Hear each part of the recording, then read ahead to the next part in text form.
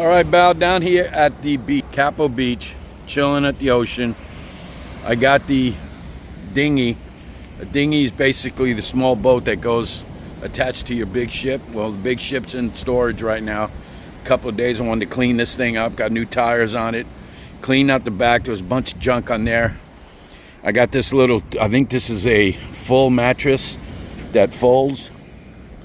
And I'm kind of just letting it sit out right now so it increases. See that box right there? That's right. Got a product I got to review, so I want to get this thing squared away. Get all this stuff cleaned up in here, ship shape, and then start working on that product. I want to check it out and see if it works out. Got my little power supply I'm going to use right here, which is a 2200 watt portable power supply. And in the meantime, let's get this place squared away. Got all this junk in here. We got to make it look sharp. Boom. There you go. AJ squared away. 410,000 miles on this beast. That's right. My Acura MDX taking me everywhere I got to go for 410,000 miles. Alrighty, let's get this box unboxed. There's what came in the box. You got 14 AWG American wire gauge. Looks like you have the MC4 connector, and then you have the XT60, and then on the edge here you have the power, the positive cable, and then the negative ground cable for the battery. Very simple situation, it looks like to me. Plug this, tie this into the battery, plug this into your MC4 connector that you have for the power supply, and then plugs this into the BougeRV DC to DC charger, which is right there. Is your, was that the male connector? Then you have the RS485 in case you want to do any comms. They do this when you want to upgrade some, services in the box itself. Then you have the power, and then you have the charger, 300 watt, 30 volts. Now this is a 14 AWG. Usually made for 600 watts, so hopefully that's looks big enough. One of the interesting things that we've noticed on this is the fuse is, let me see. Yeah, the fuse is on the end of the cable, which goes into the box. This fuse, to me, probably recommend this to the company. This should be over here. Oh wait, yeah, because this goes in the box. And these, which are all down here, go into the battery. This should be on here. You want this to break up if there's any problems. This wire gets hot. You want to stop there, not when you're going through the unit. So we'll see. Then we got some mounting screws and the actual charger itself. Now this is this DC600.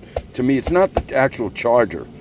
The house battery, or the car battery and the alternator is doing the charging. This is more like the unit that controls the charging between the two. I mean, I want to start right off the bat, guys, on this. And BougeRV is the expert on this. I am Starboard Bow. I am not the expert. I am not an electronic engineer, electrical engineer, whatever. But it looks pretty simple to me. And I've seen some videos on other ones in the past. This basically is going to help me charge my portable solar generator while I'm driving, because I do a lot of driving, and the alternator itself is going to be doing. I was going to do this on my RV itself, which you can also do, but the car battery is already charging, and the alternator on my RV is already charging the house battery. This thing weighs about 1.7 pounds. It's a DC600 model number. It is 6 by 6 by 2 inches. Operating temperature, now it's important with these, especially for those of you guys that go out there. -4 degrees is how they say this can run to. -4 degrees, same thing with storage, up to 140 degrees Fahrenheit, so that's pretty cool. The noise on this thing is about 50 dB, 12 volt battery, or 24 volt battery will work on this. The start battery low voltage protection on this is 115 volts to 13.5 volts. The DC output is default outputs on this is 300 watts. Maximum output is 600, guys. That is a lot of power. coming into your solar generator. The default output voltage on this is 30 volts, goes all the way up to 60 volts. On a 12 volt battery, 15 volt to 60, and then on the 24 it's 30 volts to 60 volts. Maximum output current's 10 amps. So I'm not even going to say what the IP on it says 20, but you do not want to get this thing wet. But let's go ahead and break it open. Let's figure it out. Let's see if we can run this to the battery, and hopefully I don't blow up my Acura after 410,000 miles. A lot of my guys have been wanting me to do a review on these DC to DC chargers. I'm not an electrical engineer. I'm not big on having these kind of things going around the RV or whatever, but in my RV I have a 2400 watt onboard generator, owning generator. I have 2 or 3 2200 watt portable solar generators that I have no problem with any electricity, but anything over a week of boondocking, it's important to have something like this, especially if you're going to be, you know, where you're going to need some power. I mean, if you're going to need, you have a 3,000 watt a portable solar generator, or even a 2500, which you can actually run the RV AC on a 3000. It's good to have something like this so that you can charge up that generator. All you got to do is start the car, run it, go to town, come back on it. You know, figure that you can get that thing, you know, charged up in no time. But like I said, I'm not an electrical engineer. Not sure how it's going to work out. But I did, like I said, I always wanted to try one of these. And I want to thank BougeRV for sending me this DC600 so that we can get hooked up and I could show you guys what we need. I'm in my dinghy, I'm not in my RV. I got the RV in storage, and I got the old SUV out because I want to get this thing going. I cleaned it out. I'm going to put a twin mattress back here. I'm going to do some camping in the woods, going to go up some trails that I don't want to bring up my 20-foot class CRV, so I'm going to, you know, bring this thing up, and I want to make sure everything is set up so I have the power and everything necessary so that when I'm on the road or I'm camped out somewhere, I can enjoy some of the fruits and labor of some electricity. So let's check it out. And usually it takes 3 or 4 hours to get where we're going, so you might as well have this DC600 charging up my big old generator to see how it works out. So let's start it up and let's see what we can do. The Elective that I'm going to use to have that DC600 charge up and see how it goes. So and check this little sticker out right here. Don't forget to check out Starboard Bow, guys, and if you haven't already, subscribe, like, and comment, and check out my new merch. Talk to you later. Let's see what we're working with here. Oh, boom! Yeah, my baby's got some miles on it. Brand new tires, though. Let's see what we got here.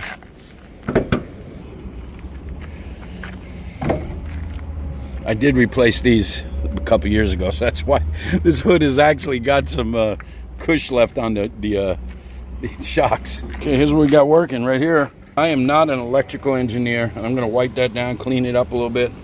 I'll run the wire from here to the back of the unit.